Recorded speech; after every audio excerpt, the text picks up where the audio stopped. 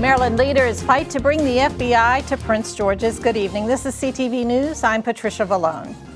Maryland political leaders are heading to the General Services Administration in Northwest D.C. to make their case for the FBI. Byron Scott has our story. As you can see here, we stand unified as one team. After years of making its case for why the FBI should be relocated to Prince George's County, Maryland leaders make a final pitch to the GSA and FBI. Here we know we are talking about a legacy-defining choice. The most significant infrastructure build in the history of the GSA. The process started more than 10 years ago with 35 sites on the list. It was whittled down to the 3 final sites, Greenbelt, Lanham, and Springfield, Virginia. It is so clear to anyone who looks at the criteria that's been set out over the last 10 years that Prince George's County objectively is the strongest site for the FBI headquarters to be relocated. Leaders made their case on cost. You will find that even if you use GSA's criteria, it will cost over $1 billion more to the federal taxpayer to go to the Virginia site as opposed to either of the 2 Prince George's County sites. $1 billion. On speed of construction. We informed them that both Maryland sites will be built faster and cheaper than the Virginia sites, upwards of 2 to 4 years faster, because the sites in Maryland are actually build ready, unlike the Virginia sites. On transportation. Both Maryland sites, Landover and Greenbelt, offer multimodal options via car, metro, commuter rail, bus, bike, or on foot. Both sites meet and exceed the FBI criteria for the proximity to multiple major commercial airports. Leaders were also critical about a late change in criteria last year, adding proximity to Quantico as a factor. So by selecting Maryland, this is about much more than where to just put a building. It's about much more than just where this infrastructure will last. This is about making the right decision for today and also the right decision for the future. Tomorrow, Virginia will be here at the GSA making its case as to why it thinks it has the best location. A decision is expected soon. In Northwest Washington, Byron Scott, CTV News. 4 municipalities in Prince George's County have collective bargaining agreements with their employees. The city of Laurel could be next. Some Laurel Public Works employees say they want to unionize. At least 2 city council members have joined their cause. Our uniforms, number one, need to be improved. We need better quality uniforms because we don't have proper rain gear or anything like that for the weather. When it comes to our raises, you know, the inflation and everything going up 8.5%, and we're only receiving a 2.5% increase. We have no room, you know, for growth or survive. There's only 14 municipalities out of 157 in Maryland that have collective bargaining rights and unionization, and so, you know, we hope to become the 15th. The public work employees are essential personnel. They need collective bargaining. It's the main reason they need it is to prepare for their future, to prepare for their family's future and their children's future. And city workers recently packed a mayor and city council meeting in support of the proposal. Mitchell has asked the city to include the issue in its upcoming April 5th work session. Well, as rent stabilization continues to be a hot-button issue in Montgomery County, the county executive is calling on the council to compromise on 2 bills aimed at addressing skyrocketing rents. One measure is the Tenant Assistance and Protection Act, which would limit annual rent increases to 8%, including inflation. The other bill, which Mark Elrich prefers, is the Housing Opportunity, Mobility, and Equity Act. It would limit yearly rent increases to 3%. There's only one clear choice that makes any sense, and that's the Home Act, and it accomplishes many of the goals we're hoping to achieve, while the other plan is basically a license for landlords to price gouge and derive the prices of their units so high that many people won't be able to stay. So I'm hoping that the council can reach some accommodation that makes sense. And here in Prince George's, lawmakers recently passed legislation limiting rent hikes to 3%. Well, police are still investigating a car crash that claimed the life of a teenager in Upper Marlboro yesterday morning. It happened around 9 at Ritchie Marlboro Road and Marlboro Point Drive. Police say a teen motorist attempted to pass a car and crashed into the rear of a landscaping truck. The victim, a Wise High School student, was a passenger in the car and is not being identified at the request of the family. The driver suffered non-life-threatening injuries.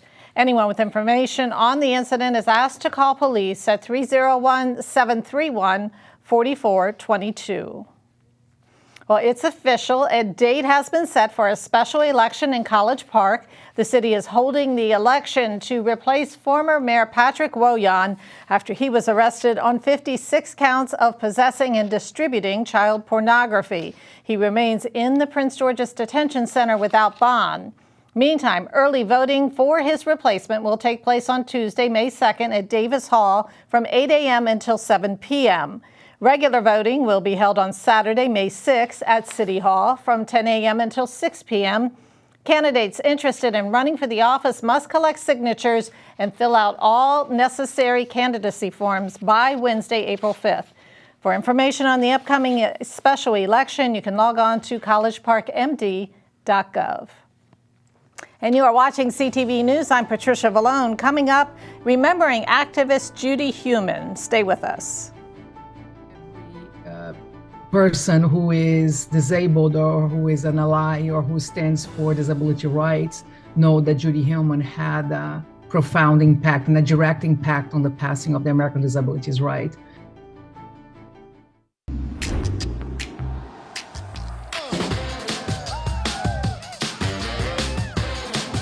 Everyone likes rooting for their favorite team with some friends.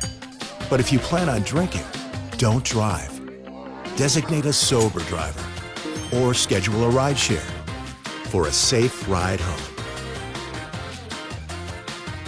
Be the make a plan driver. Be the driver who saves lives. Welcome back. Well, services were held today for one of the nation's most iconic figures for disability rights. Judy Heumann served in the Clinton and Obama administrations and became a noted author, TV host, and podcaster. She was widely recognized as the mother of the disability rights movement, being at the forefront of demonstrations and spearheading passage of legislation such as the Americans with Disabilities Act.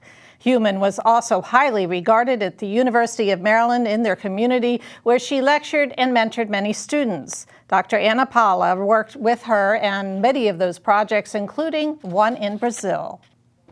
Always like a privilege and an honor to be with her, and she would always be calling the community for action. You know, I remember her speaking with one of our students who has a disability as well.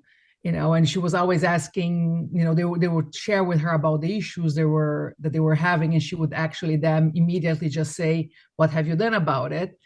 You know, do you understand what are your rights? Do you understand that you can actually, you know, stand for that to happen?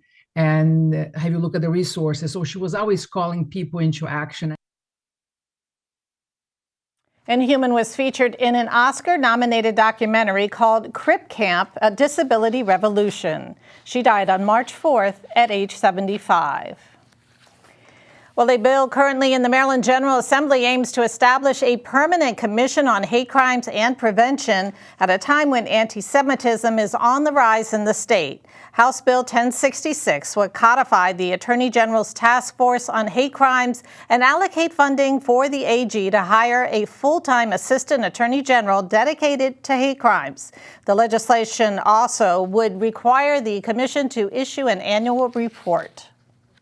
This commission would bring together a range of different representatives from advocacy groups that represent those communities that are most disproportionately impacted by the rise in hate crimes, that are most often the victims of those hate crimes. And it would also bring together representatives from agencies that are responsible for addressing, for responding to and preventing hate crimes. It would bring everyone together to enhance collaboration and coordination. And it would also task this commission with producing a legislative report, giving us guidance here in the legislature on what we should do moving forward to address this rise in hate crimes.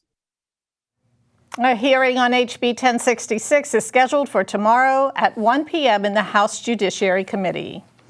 A local nonprofit is bringing attention to an upcoming blood drive to help people of color with sickle cell. PG Changemakers is a nonprofit organization with the focus on racial and social justice issues. It's teaming up for the March 17th event with District 7 Council member Krista Oriatha and the Sickle Cell Coalition of Maryland. PG Changemakers Executive Director Jana Parker says the shortage of blood in the county is a social justice issue. That we are a community predominantly of Black and brown people, but we have the highest need for blood, but we have the lowest donations for blood is a racial and social justice issue. And we want to focus around educating our community as well as supporting them to come out so that we can have that blood in our banks for our people, for our community. And the blood drive is set for March 17th from 1 to 6 p.m. at the District Heights Municipal Building. You can register online at redcrossblood.org and put in your zip code. Still to come here on the News Sports with Simon Buggs. Stay with us. Hey everybody, it's Simon Buggs, and coming up soon, the BSU softball team puts together back-to-back wins, the Nationals come out on top against the Marlins, and the Wizards game against the Pistons goes down to the wire. Stay tuned.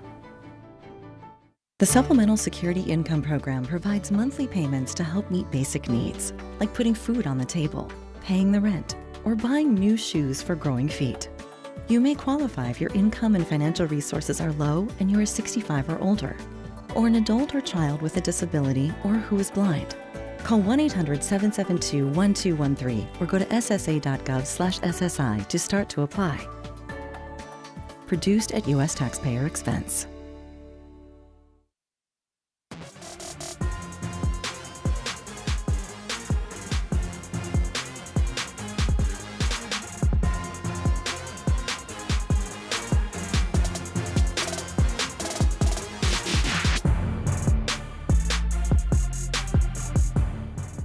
The BSU softball team took the field yesterday afternoon against Bloomsburg University, beating them twice. The first game ended with a score of 5-4, and the next game had a final score of 5-3. With the two victories yesterday, the Lady Bulldogs have now won 3 straight games. The Lady Bulldogs are now 8-6 and will match up next against Delaware State University next Wednesday. Moving on to the MLB, the Nationals were also in action yesterday as they beat the Miami Marlins 5-3 in a spring training match. The game was close for the first 5 innings as the Nats trailed Miami 2-1. But the Nats would score 4 times over the next 4 innings to come away with the victory. The Nats are back on the diamond this afternoon against the Detroit Tigers. Now for some NBA news, the Washington Wizards played against the Detroit Pistons last night, just barely beating them 119-117. The game was a close one throughout, and they will win the game thanks to a buzzer-beating putback by center Daniel Gafford. Can't take teams like this for granted at all. No matter the record, no matter who's on the team, they're always going to come out and they're going to play with 110%. It doesn't matter. They come out and they have energy throughout the building, no matter if they got a lot of fans in there, no matter if they do. They're going to come out with some type of energy, and they're going to come out and they're going to come at us like right at us out the gate. And we just had to be ready for it, and we kind of weren't this game, you know. But we locked in at the end over the course of the game. There was times where, you know, we were lackadaisical, we were nonchalant. It looked like we didn't care. It looked like we were fatigued. But we found a way to kind of like pull through at the end and found ways to really just stick together in the end game, and we came out with the dub. The Wizards play their next game against the Atlanta Hawks tonight at 7 o'clock. To wrap up sports, congratulations to the Largo High School boys basketball team as they defeated Walkersville last night 64-62. With this win, the Lions advanced to the state championship game where they will go up against Newtown High School tomorrow at 6 o'clock. And that is your Wednesday sports page. Simon Buggs, CTV Sports. Thanks, Simon. And now let's get a quick check on our 3-day weather forecast. Tonight, clear with a low around 31 degrees. Tomorrow, sunny and highs of 52 with temperatures dropping to 35 at night. Friday, a mix of rain and snow. Temperatures will peak about 45 degrees. And Friday night, rain continues with a low around 35. Saturday, rain in the day and a high of 46 degrees. The rain will clear out by nighttime with temperatures falling to a low of 29. And that is CTV News for now. Thanks for joining us. I'm Patricia Vallone. Have a great night.